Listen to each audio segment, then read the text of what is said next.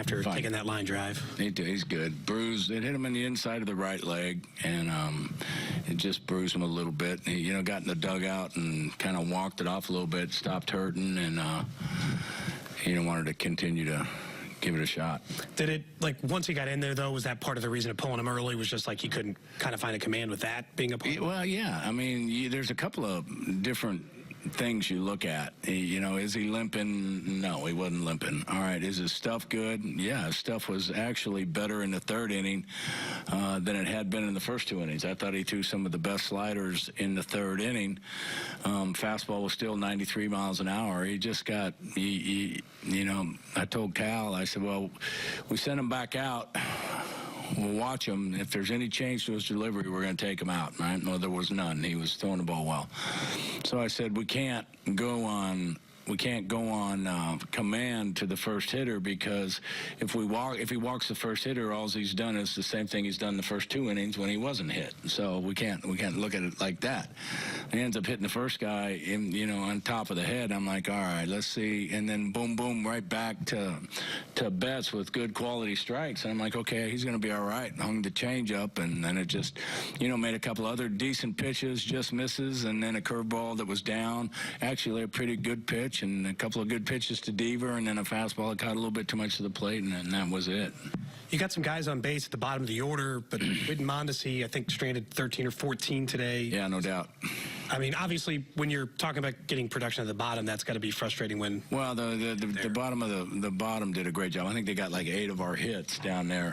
They really did a good job of setting the table. And like you said, when you get in those situations where the bottom of the order is setting the table for the top of the order, you're generally going to be in a pretty good position to score some runs. But we just couldn't do it today. Whit's been so good throughout his career, getting those guys in from third and 2 out. Right. This year, not so much. I mean, 2 for 16 or 2 for 17. Yeah, but I mean, right now, he was better early. He was finding ways to do it, I thought. I didn't sense that he was struggling. Getting runners in from third, or even with runners in scoring position. I broke it down today. The bottom 4 guys in our order with runners in scoring position were hitting 161, and the top of our order is 315. So, it's not, you're not going to stand up and blow trumpets at 315, but, it's okay. It's all right. The top of our order is doing all right. It was just one of those days where they couldn't get it done. Mondi and Whit both. You get to the point where, you're looking at it and trying to evaluate it, then they weren't striking out on strikes for the most part, And they just kept working Mondi down in the zone with off-speed stuff, and he just kept swinging, and Whit kind of up in the zone. About the job Flynn did today. Did a great job. Really did. The whole bullpen, for the most part. Barlow made an 0-2 mistake, which killed him at that point, with the 2 runs. But I thought up until that point, Scotty did really, really well. And Mac did a great job of getting us through, too. But Brian Flynn saved the day for us, for sure. Came in. A lot of times Flynn takes him a little bit of time to get his command going, and we were looking at getting him up in that third inning, but you get a little nervous at times bringing him in, especially with runners, bases loaded. I felt like, well, let's let Danny see if he can get through this here with, I think it was Devers, and sure, he ended up giving up the base hit, and they cleared them all on it. So, but he did a really good job. He came in throwing strikes, managed his pitch count, and did a great job. That ball that Vasquez hit in the 7th, that perfectly placed, but is that a ball that maybe the center fielder can maybe take a little more charge of?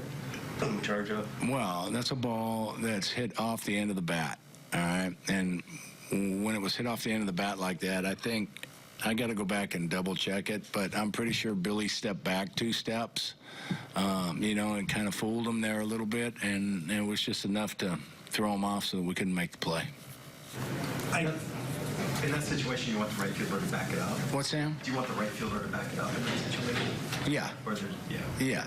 Yeah. And I think Whit was at that point still was committed to not knowing if he was going to back it up or catch it himself. That was the situation. Cody, did you have something else? I was just going to say, before the game, you got a chance to meet a couple of World War II vets. Yeah. Just for the anniversary, I didn't know what that experience was like for you, that's all. It was outstanding. I mean, these guys are phenomenal people, and I mean, it was a thrill to meet them. It was a thrill to talk to them, and it was a thrill to listen to some of their stories. So I considered myself very lucky this morning to be able to sit there for even for a few minutes to be able to say hello to them and talk to them for a little bit.